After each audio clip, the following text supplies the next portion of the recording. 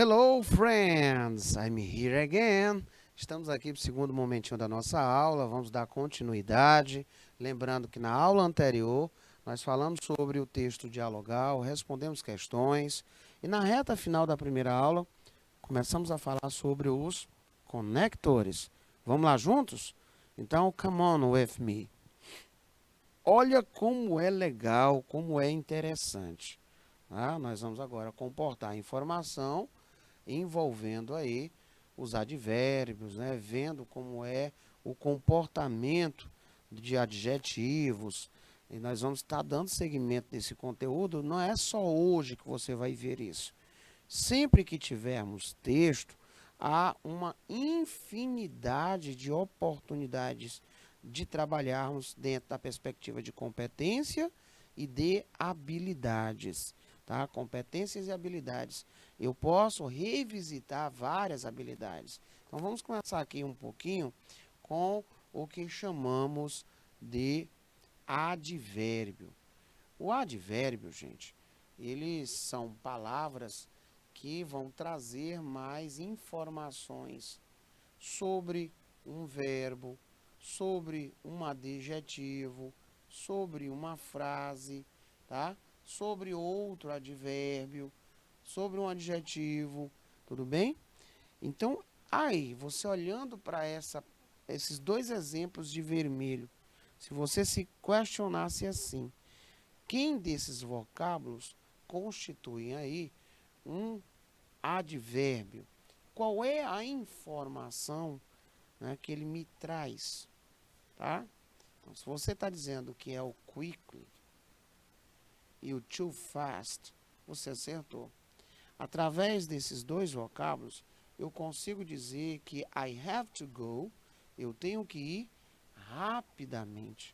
Tá? Você consegue tranquilamente verificar a presença desse rapidamente. Tá? Então, quando você pegar um adjetivo e você somar com o sufixo ly, você vai transformar isso num advérbio, e esse advérbio é aquele advérbio que termina em mente, tá? Ele vai terminar em mente. Se você diz beautiful e coloca o ly, fica lindamente. Né? Se você tem bad, de bad boy, você coloca o ly, fica maldosamente e assim por diante. Tá? Na frase número 2, you were driving too fast. Olha como essa pessoa estava dirigindo. Ela estava dirigindo muito, né? Ela estava dirigindo rapidamente, ou too fast. Ela estava dirigindo rapidamente.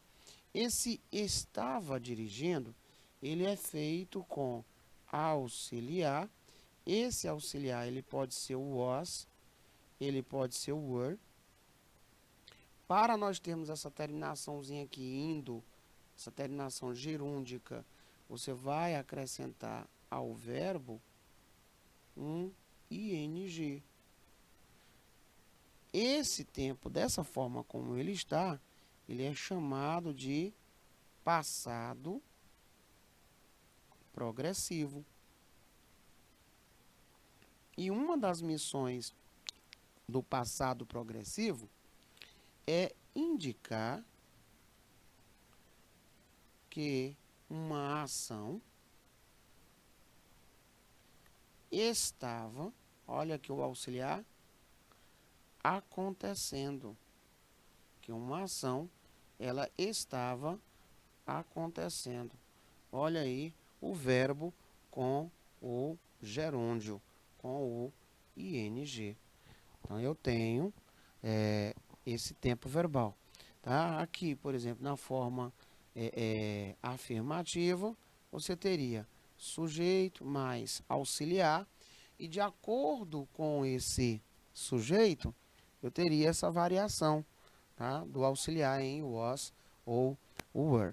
Como assim, professor? Ora, se você tem I, vai ficar o quê? Was. Se você tem you, vai ficar o quê? Were. Se você tem o he, o she e o it, vai ficar quem? Was. Se você tem primeira do plural, segunda do plural e terceira do plural, vai ficar quem? Were. É tranquilo lembrar disso, tá? Eu posso, professor, também ser cobrado por entender como é que esse tempo ele é aplicado e o que é o efeito que ele ocasiona dentro de uma frase na língua portuguesa por tabelamento? Com certeza. A estrutura, ela é frequentemente utilizada em questões, sobretudo lá da habilidade 7, né, da própria habilidade 5, que é uma vocabular e é de acordo com o tema, tá? Então, é muito comum disso acontecer. Nós sabemos, gente, que os advérbios, eles podem ser modo, eles podem ser lugar, eles podem ser de tempo, eles podem ser um advérbio que me dê ideia de uma frequência, tá? Eles são usados para dizer como, onde e quando algo acontece. E normalmente vem depois do verbo principal. Isso é importante dizer. Normalmente vem depois do verbo principal. Tá? Normalmente vem depois do verbo principal. Vamos verificar quem são os primeiros, né, nessa linha de trabalho. Vamos lá. Advérbio chamado de manner, que é o advérbio de modo. São frequentemente formados com o acréscimo do ly ao adjetivo. Ou seja, você vai pegar o adjetivo, vai somar com y. E isso aqui, ele vai ser um advérbio, né, com a terminação mente, tá? Então, você tem o bad, você tem o mal, o raro, o bonito, o cuidadoso, o quieto, o suave. Quando eu acrescento o ly, ele se transforma em maldosamente, raramente, lindamente, tá? Cuidadosamente, suavemente, aquietadamente. Então aqui, ó, eu vou cuidar, eu vou tratar disso. I want to treat this carefully, né? Eu quero tratar disso, mas eu não quero tratar de qualquer jeito. Aí eu acrescento o advérbio para trazer mais informação de como é que vai ser o trato. Vai ser cuidadosamente, né? Atenciosamente. Muito bem. Aqui nós temos a presença do advérbio de place. Lembrando que esse place, ele dá a ideia de lugar. Ele vai dar a ideia de ubicação. Ubicação, que é uma ideia de localização, tá? Ele me situa no espaço. Então, nos diz claramente onde alguma coisa, ela ocorre, ela acontece, tá? Onde algo acontece. Diferente dos advérbios de modo, gente, o advérbio de lugar, ele não modifica adjetivos nem outros advérbios. Por um exemplo, when I looked around, quando eu olhei ao redor, eu não consegui ver a tua cara, a tua face. A família dele comprou um apartment na vizinhança, nas proximidades. Então, nós temos aqui, quando olhei ao redor, não pude ver a sua face, e a família dele comprou um apartamento aqui perto, né, na vizinhança. Então, ó, quando eu olhei ao redor, tá? Quando eu disse aqui perto, eu estou falando sobre, ó, esse mocinho aí, ó.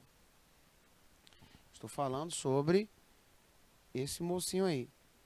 tá? Então você tem, nesse exato momento, a presença de advérbio, e esses advérbios, eles estão me mostrando, tá? Que acontecimento é esse? Então você tem o primeiro acontecimento, onde ele comprou esse, onde ele comprou esse apartamento? Aqui na vizinhança, aqui pertinho de nós. Ele situou você no espaço. Agora, se eu precisasse saber quando isso aconteceu, eu iria fazer uso de um advérbio chamado de advérbio de tempo. Né? Observe aí que a situação aconteceu. Aí, quando? Não tem, mas onde? Aqui perto. A mesma coisa ficou com o termo around, né? A mesma coisa ficou com esse termo aí, ó, around. Quando eu utilizei esse termo around, eu quero dizer ao redor, né? Na minha circunvizinhança. Aí eu tenho essa informação de lugar. O outro advérbio muito utilizado é o advérbio de tempo. Tempo, tá? Ele me dá uma ideia temporal. Ele me dá uma ideia temporal. Possuem 4 formas de ser usado. São elas como expressões de tempo, as locuções prepositivas, né? Você tem for, que é a durante por. Você tem o since, que é desde, tá? Mas olha só, tem vários outros. Por um exemplo, we are going to travel next week. Eu só vou mentalizar quando isso vai acontecer. Então você vai lembrar do next week. Essa daqui quer dizer na próxima semana. E esse advérbio ele foi tão preciso que ele fez com que o tempo se adequasse, tá? O tempo se adequasse. E é por isso que ele utilizou aí o futuro próximo, tá? Na próxima semana. Aqui quem ficou a cargo foi o tomorrow. O tomorrow quer dizer amanhã. Amanhã também fez com que o verbo viesse, tá? Viesse com o indicador de futuro. E professor, e aquele here, tá? O que esse here ele significa? Ele significa aqui. E ele me dá uma ideia de place, uma ideia de lugar, né? Esse here significa aqui. Então, na primeira, nós iremos viajar semana que vem, ou na próxima semana, e eles estarão aqui amanhã. Nós temos dois advérbios. Nós temos dois advérbios. Nós temos um advérbio de lugar e um advérbio de tempo, trazendo aí muito mais precisão, né? Está sendo preciso na questão de entendimento da sentença. Muito bacana. Vamos dar uma relaxada agora, vamos pesquisar, né? Vamos olhar, vamos dar uma olhadela nessa questão. Vamos lá. Ele diz o seguinte, o termo seldom, que está ali entre aspas de vermelho, poderia ser substituído por, é a primeira linha de raciocínio, poderia ser substituído por. Aí tem mais uma questão. Qual o tempo verbal predominante no texto? Qual o tempo verbal predominante no texto? Mais outra questão. Ele pergunta quais pronomes são usados. Então, ele pede um sinônimo para seldom. Ele pede que você identifique o tempo verbal.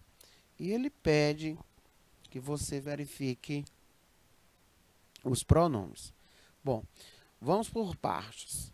A primeira coisa que você tem que lembrar é que seldom, ele está lá na família dos advérbios de frequência. Então, ó, seldom, ele significa raramente.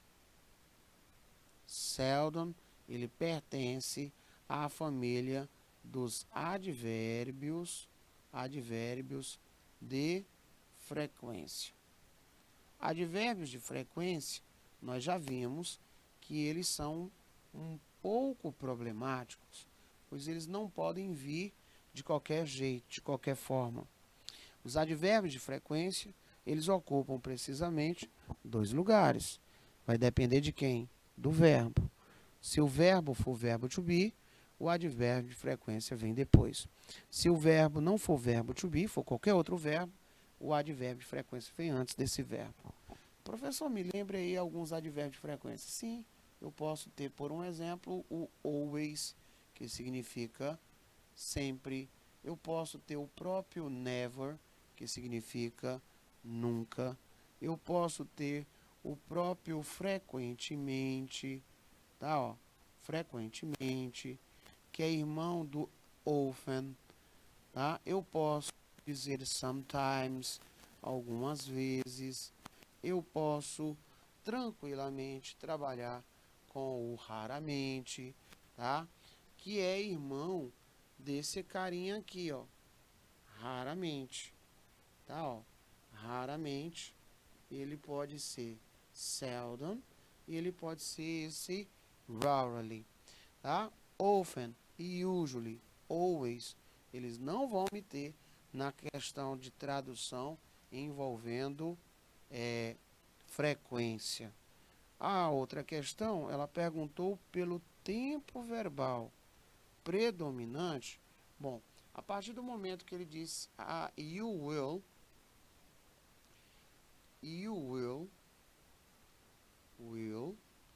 ele está me garantindo que esse will, ele faz parte do simple future. Pronto. Agora ele perguntou quais os pronomes são usados. Vamos ver quem são os pronomes usados. Nós temos you, tá? You, pronomes usados aí, o you, tá? E nós temos aqui o us. Então você vai colocar aqui you e o us.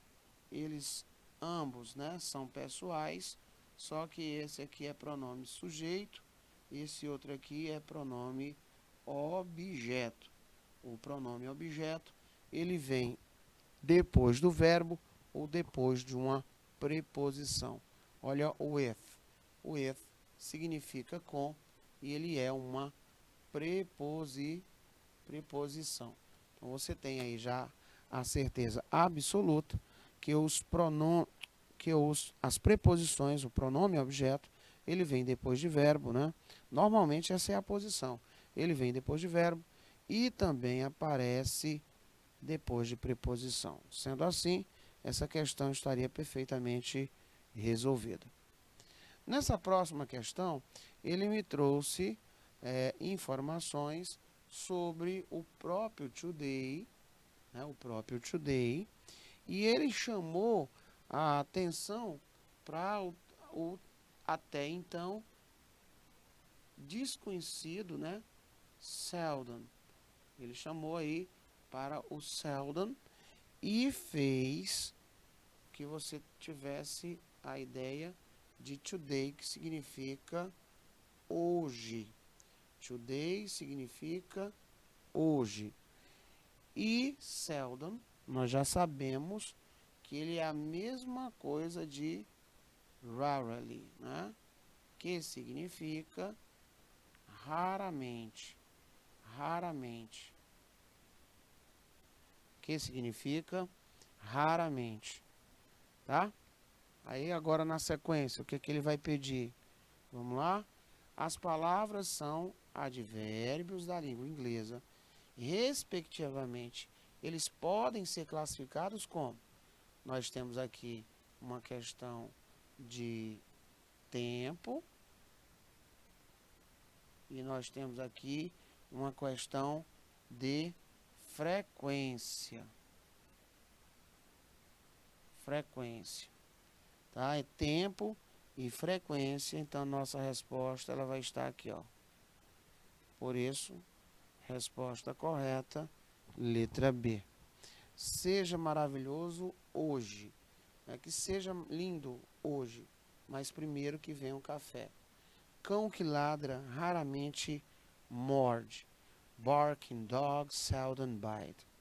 Muito bacana. Na próxima questão, continuando ainda no mundo dos advérbios, ele diz: as palavras destacadas nas sentenças, elas são advérbios. Nós já conhecemos porque elas estão acrescidas aí do LY. Elas são advérbios de quê? Ora, se você atentar muito bem à sua leitura, ele aqui já me deu a resposta. Ó. São advérbios de modo, gente. Ó. Advérbio de modo, tá? Advérbio de modo. Sendo assim, nós iríamos marcar a letra D de dedo, tá? Advérbio de modo. Esse aqui seria advérbio de tempo. Esse advérbio de frequência.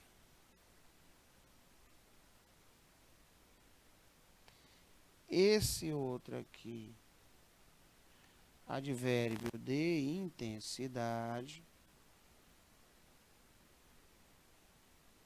De intensidade. Esse aqui, manner, é o modo. E esse aqui é o advérbio de dúvida, né? É o advérbio de dúvida. Alright? Então, nós temos aqui, tranquilamente, uma questão que, por si só, ela já iria se resolver, né? Agora, nós vamos fazer uma viagem para o mundo do cartaz. O principal objetivo do cartaz é chamar a atenção das pessoas à mensagem que está sendo transmitida. Para isso, ele pode ser feito em diversos tamanhos, formatos, cores e formas, além de inúmeras formas de se dispor as informações textuais.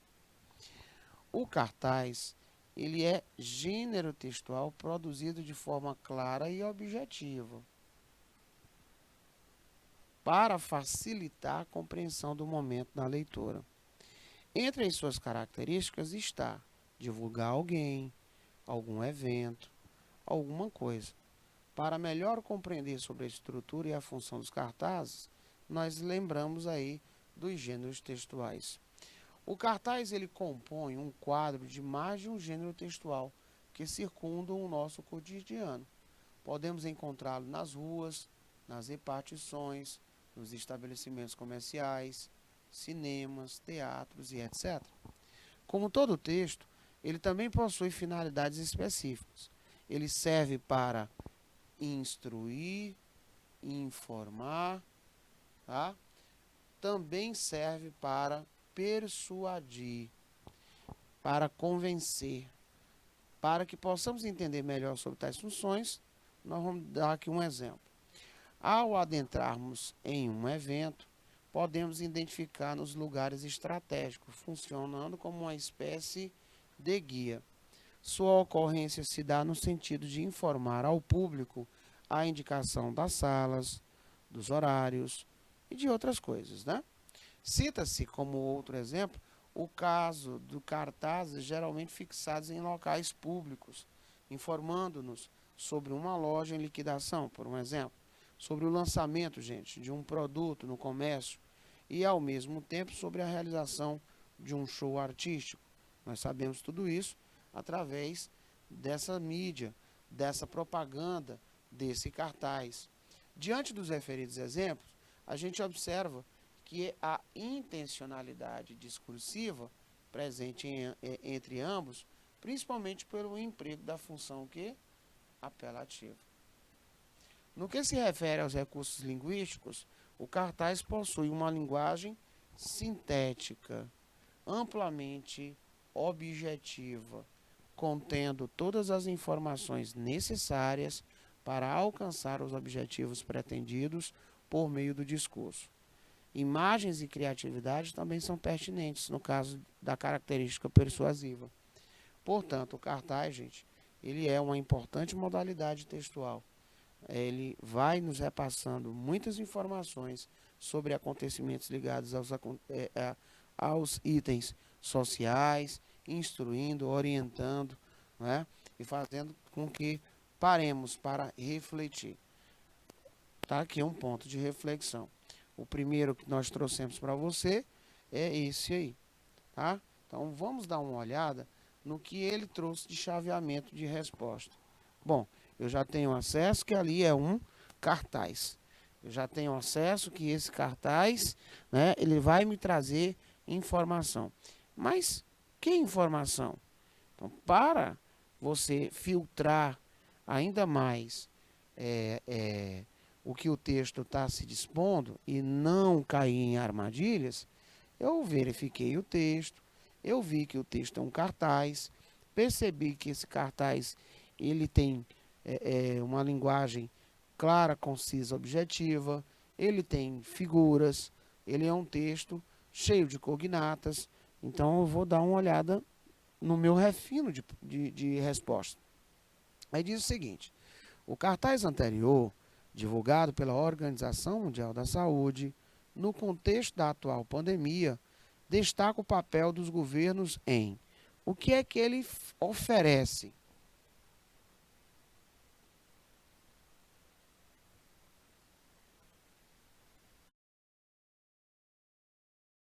Oferecer medidas de proteção e prevenção às mulheres e crianças mais vulneráveis aos sintomas da doença.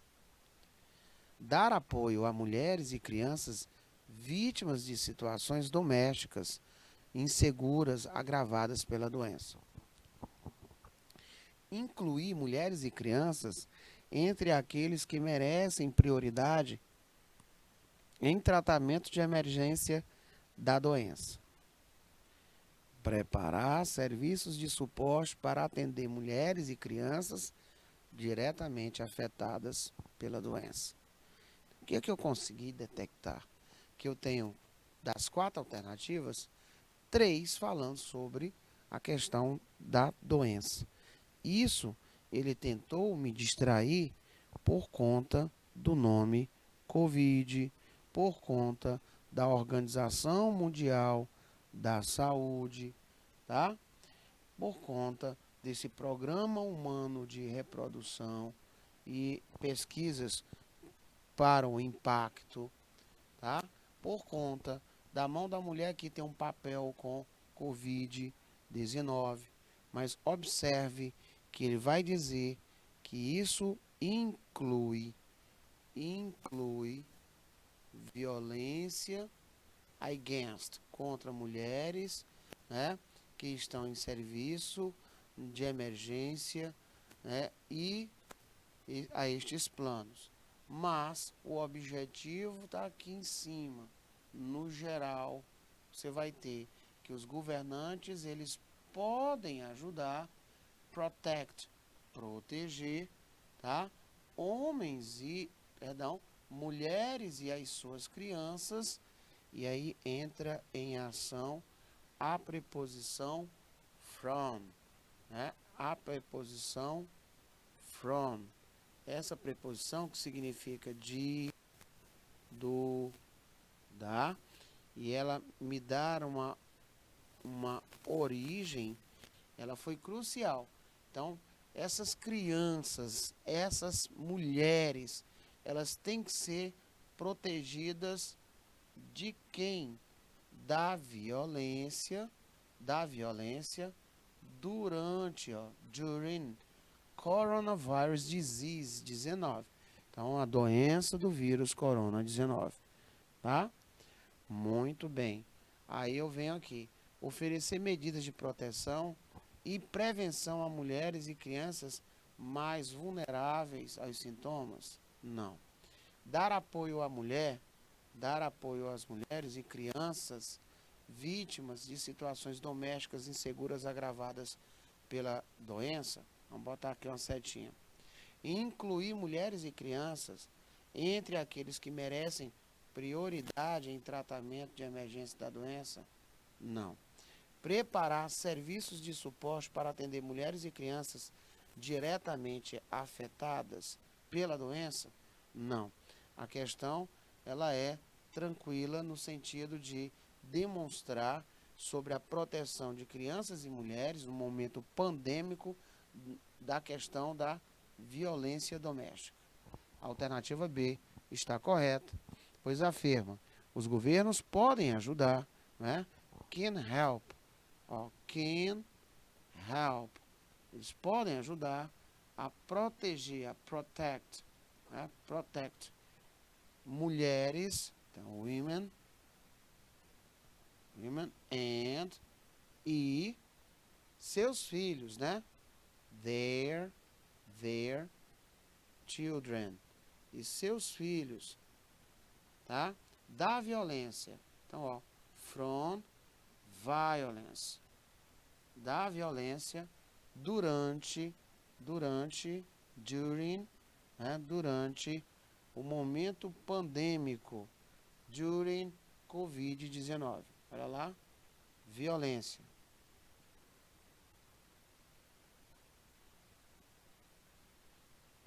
Covid-19. E aí ele colocou pandemia. Tá na mesma, né? Vamos lá, o que é que nós temos agora aqui de informação? A imagem, ela faz parte de uma campanha sobre o impacto do consumo excessivo de calorias na saúde, a arrecadação de alimentos entre americanos, a importância de uma alimentação saudável, o desperdício de alimentos, o consumo de alimentos orgânicos, né? Bom, se nós observarmos, ele diz logo aqui sobre onde o lugar que acontece, nos Estados Unidos. E ele faz um alerta, ele diz que 40% de toda a comida, né, no nosso país, porque essa palavra country, ela significa país, no nosso país, is never eaten, tá? Ele diz que nunca é comida. Ó, is never eaten. Is never eaten. Ó, is never eaten. Ela nunca é comida para as pessoas, tá? Ela diz que enquanto 50 milhões de americanos, eles não têm acesso à alimentação, acesso a alimentar consistente. Olha aqui uma palavra cognata, né? Ó. Com a frequência desejada, tá? Aqui em cima ele diz what we throw out, literalmente o que é desperdiçado, e what we eat, e aqui o que comemos, né? Certinho? Então, fica claro que a intenção aí, literalmente, é falar sobre o desperdício de alimentos nos Estados Unidos. Aqui, ó, o que comemos.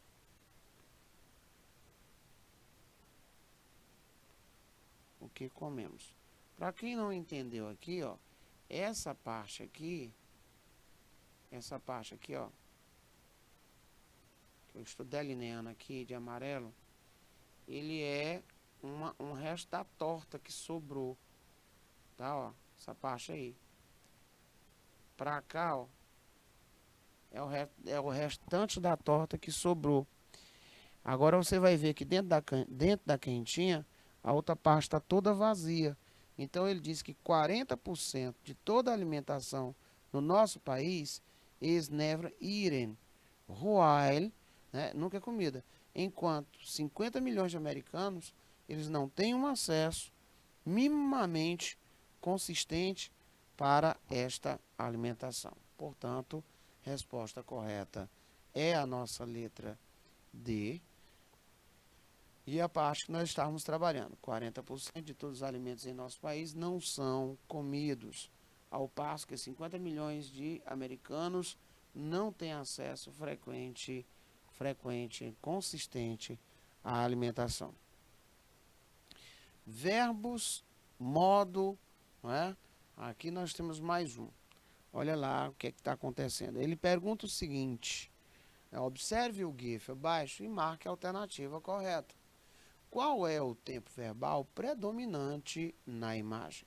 Bom, quando ele disse que ele utilizou o auxiliar no presente, ó, am, is ou or, e aqui no caso ele utilizou isso, ó, mais um verbo, mais o ing, eu estou dizendo que esse aqui é o presente contínuo.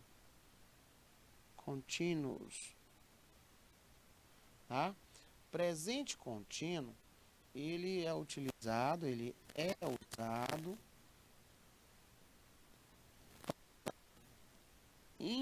indicar que uma ação, ele é utilizado para indicar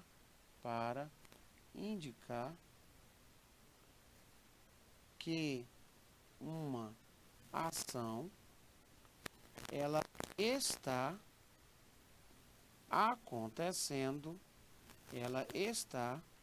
acontecendo no momento da sentença, no momento da frase.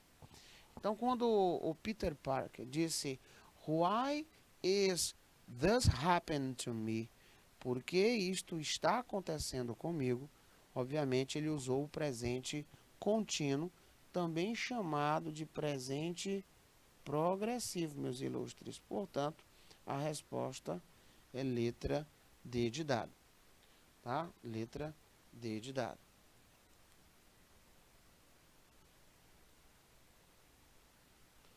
Observe bem aí o movimento labial dessa atriz, né? Dá para você perceber bem direitinho o que ela fala. Olha lá, ó. It's not going to happen. Tá vendo? Ó? It's not going to happen. E aí ele vai perguntar qual é o tempo verbal predominante da imagem. Então, nós temos ali o pronome it, e ali nós temos o apóstrofo mais a letra S. Aquela abreviação ali, senhores, é uma abreviação demonstrando ali para vocês a presença do is. Mas o que te chamaria a atenção, e a certeza que ali é um is, é a presença do going to. Do going to. Esse going to, ele representa, meus ilustres, o tempo verbal. Tranquilo e calmo. Então vamos lá como é que é essa estrutura aqui, ó. Qual seria essa estrutura? Trabalhando isso na forma afirmativa. Como é que é? Vamos lá. Eu teria um sujeito, que no caso aí foi o it, mais um auxiliar, que no caso aí foi o is, tá abreviado, mais o going to, presente aí na sentença, mais um outro verbo chamado de verbo principal, que é o happen, e caso necessite, você tem aí o que chamamos de complemento da sentença, que não foi o caso. Isso aí, essa estrutura, ela é orquestrada por futuro próximo. Futuro próximo. Por isso que a resposta é a letra B. Você vai dizer it's not going to happen. Ou seja, ela está dizendo claramente que, olha só, que não vai acontecer. Não vai acontecer. It's not going to happen. Não vai acontecer. Essa daí é a nossa resposta. Por isso que é a letra B de bolacha.